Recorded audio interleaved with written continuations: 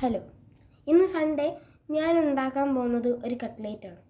നിങ്ങൾ വിചാരിക്കും, പല കട്ട്ലേറ്റുകളും ഉണ്ടല്ലോ, chicken cutlet, beef cutlet, fish cutlet, അങ്ങനെ പലതും.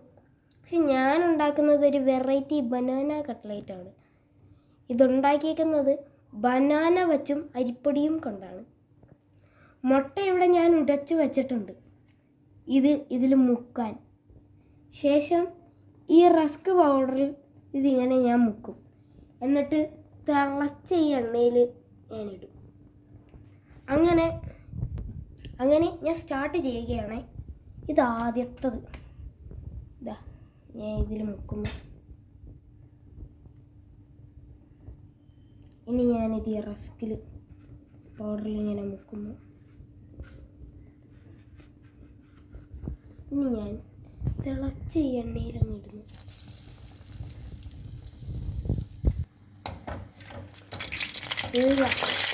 എന്തൊക്കെ കേൾക്കാം.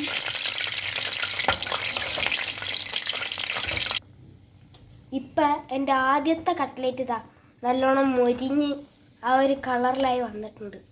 ഇതാണ് എൻ്റെ ആദ്യത്തെ കട്ട്ലേറ്റ്. നമ്മളിതാ ഇതിങ്ങോട്ട് മാറ്റി വെച്ചിട്ടുണ്ട്. ഇതാ എൻ്റെ രണ്ടാമത്തെ കട്ട്ലേറ്റ് ഞാൻ ഇപ്പോൾ റെഡിയാക്കിക്കൊണ്ടിരിക്കുകയാണ്. ഇത് ഞാൻ എടുത്തിട്ടു.